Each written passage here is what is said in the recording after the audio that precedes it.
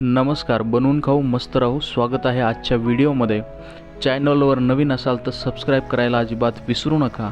तर एकदम अशी चविष्ट आणि झटपट आपण आज अंड्याची रेसिपी बनवणार आहोत. तो वेगवेगळ्या तुम्ही प्रकारच्या अंड्याच्या रेसिपीज खाल्ल्या असतील. आज आपण अशा हिरव्या मसाल्यामध्ये नंबर 1 अशी अंडा फ्राय भाजी बनवणार आहोत.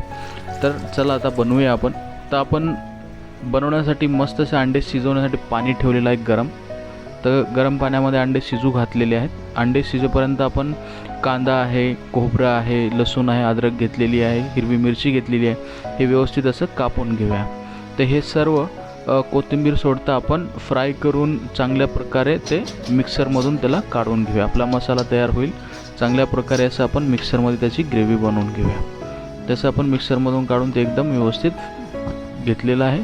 आपले अंडेही आता शिजून झालेले आहेत. तर आपल्याला आता हे सोलून घ्यायचे आहेत. तर अंडे सोलून घेतलेले आहेत आणि अंडे सोलल्याच्या नंतर आपल्याला काय करायचे, त्यावरती असे काप करायचे, ज्यामुळे फ्राय व्यवस्थित होतील आणि एकदम चवीला चांगले लागतील. तर सर्व अंडे घेऊन आपल्याला असे ते त्याला काप करायचे आहेत. तसे आपण काप करून घेतलेले आहेत व्यवस्थित. त्यानंतर आपल्याला आता हे फ्राय करण्यासाठी कढईमध्ये तेल टाकायचं आहे आणि तेल चांगलं गरम होऊ द्यायचं आहे. तर तेल गरम झाल्याच्या नंतर आपल्याला हे जे अंडे आहेत सगळे ते एक एक करून आपल्याला फ्राय करण्यासाठी टाकायचे आहेत. तर असं आपण एक एक करून आपण फ्राय करून घेऊया आणि एकदम चांगले आपण हे अंडे फ्राय करून घेऊया, ज्यामुळे एकदम चविष्ट आपली भाजी तयार होणार आहे. तर अशा प्रकारे आपण सर्व अंडे फ्राय करून घेतलेले आहेत. तर एकदम कलर येईपर्यंत एकदम फ्राय चांगले केलेले आहेत, ज्यामुळे एकदम चविष्ट असे आपले अंडे लागतील. तर आता हे सगळे फ्राय काढून घेऊया आणि फोडणी देण्यासाठी आपण हीच कढई आता यूज करूया. त्यामध्ये तेलही आहे, वेगळं तेल टाकण्याची गरज नाही. तर आता जी आपण मसाला ग्रेव्ही करून घेतलेली आहे ती आपण यामध्ये टाकून घेऊया आणि चांगल्या प्रकारे परत त्याला भाजून घेऊया. तर त्यामध्ये आपण हळद घालूया आणि हळद घालून मिक्स करून घेऊया.